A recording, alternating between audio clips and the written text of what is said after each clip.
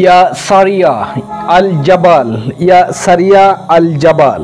মসজিদে নববীতে জুমার খুতবারত অবস্থায় খলিফা উমর রাদিয়াল্লাহু তাআলা আনহু হঠাৎ এরূপ অসংলগ্ন বাক্য উচ্চারণ করায় উপস্থিত সবাই অবাক ও বিস্মিত।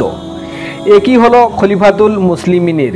তিনি যখন মসজিদের মিম্বরে আল সারির আল জাবাল বলছিলেন, সেই সময় সারির মুসলিম বাহিনীর নেতৃত্ব দিচ্ছেন কয়েক শত কিলোমিটার দূরে।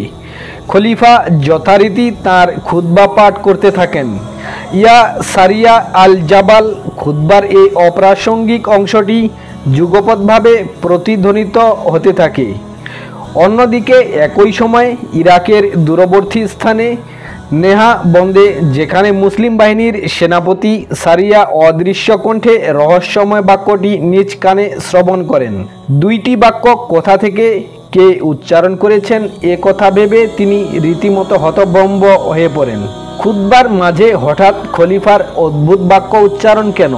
কারো সাহস হচ্ছে না খলিফাকে জিজ্ঞাসা করার।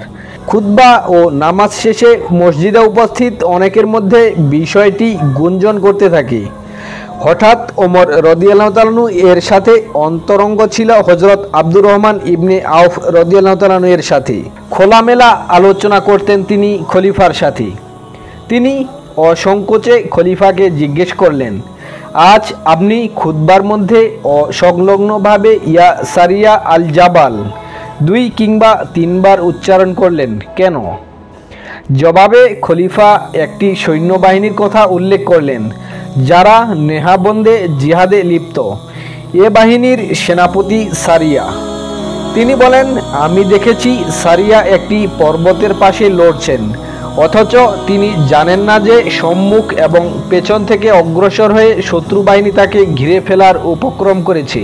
এ শোচনীয় অবস্থা দেখে আমি বিচলিত হয়ে পড়ি। আমি স্থির থাকতে না পেরে আওয়াজ দিতে থাকি, হে সারিয়া, পর্বতের সাথে মিলে যাও, হে সারিয়া, পর্বতের সাথে মিলে যাও।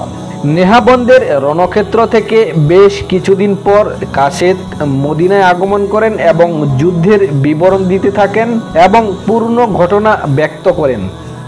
কাসেদ জানান, আমরা যখন যুদ্ধে লিপ্ত তখন হঠাৎ একটি অদৃশ্য কণ্ঠ শোনা গেল, ইয়া সারিয়া আল জাবাল। আওয়াজটি শ্রবণ করা মাত্র আমরা পর্বতের সাথে মিলে যাই এবং আমাদের বিজয় সূচিত হয়। ইমাম হযরত জালালউদ্দিন সুয়ুতি রহমাতুল্লাহ আলাইহি তার বিখ্যাত তারিখুল খোলাফা গ্রন্থে ঘটনাটি বিভিন্নভাবে বর্ণনা করেছেন। এছাড়া আরও বিভিন্ন গ্রন্থে এই ঘটনাটি বর্ণনা করা হয়েছে। আল্লাহ পাক গায়েবের মালিক এবং তিনি তার খাস বান্দাদের অনেক খবর জানান। এই ঘটনাটি থেকেও বোঝা যায় হযরত ওমর রাদিয়াল্লাহু তাআলা আনহু এর একটি মহান কারামত ও সুউচ্চ মর্যাদার প্রমাণ। এর মধ্যে কয়েকটি বিষয় রয়েছে, যেমন যুদ্ধ ক্ষেত্রের দৃশ্য চোখের সামনে ভেসে ওঠা, তার আওয়াজ সেখানে পৌঁছে যাওয়া, প্রত্যেকে সেই আওয়াজ শোনা, সেনাদলের বিজয় লাভ করা এবং তার দোয়ার বরকতে তাদের সাহায্য প্রাপ্ত হওয়া। আল্লাহ পাক সবকিছুই কুদরতিভাবে ঘটান। সুবহানাল্লাহ।